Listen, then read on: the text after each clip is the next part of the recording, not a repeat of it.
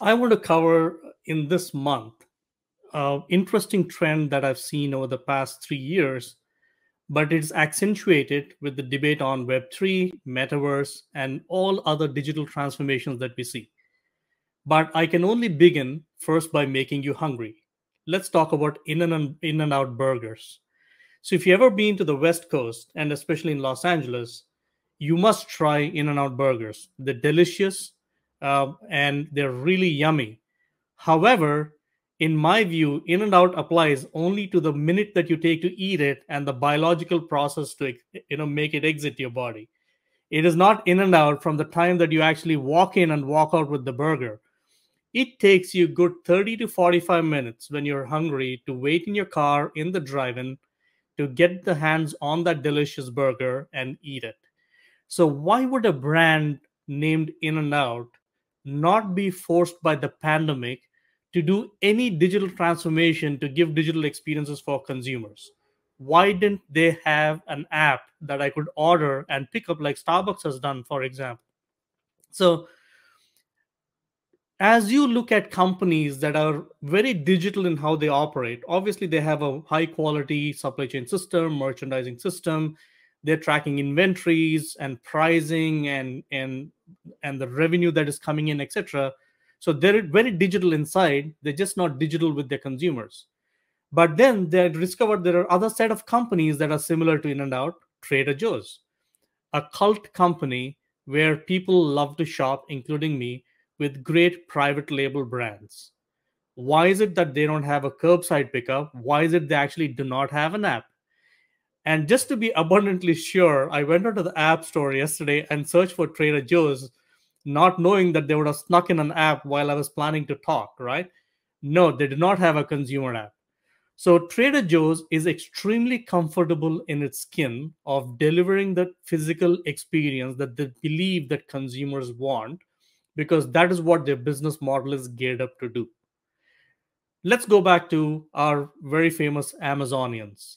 Amazon does a brilliant act of the combination of physical and digital, and they plan their business model around occupying that in between space. So if you look like brands like Amazon, the Prime Video, Amazon Pay, Music, Twitch, and they're all in the digital space that give them enormous access to the marketplace, but also control access to the providers of content and the creators. But then if you look at things like Amazon Go, Whole Foods, all of these play is in the physical space that they leverage off their digital presence, but they want to dominate the physical presence, right?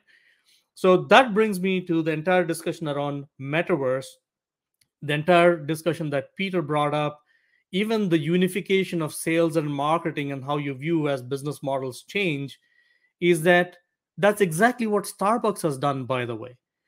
Starbucks is actually a better bank than most banks because they have close to $2 billion in cash that is being given to them by their consumers in anticipation of a coffee that might never buy, because you're loading up the app and the loyalty card with money in anticipation that one day that you will actually use it to buy coffee from them.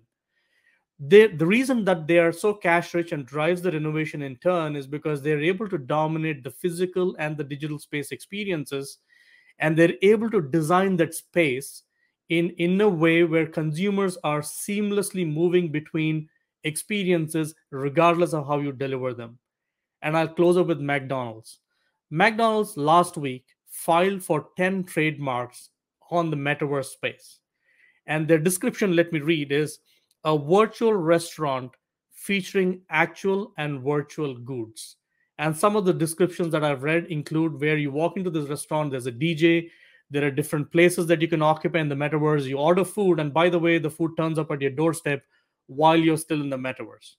So I have been studying what I call as the habits of digital natives, companies that are inherently born digital, and how they are driving the new business model thinking.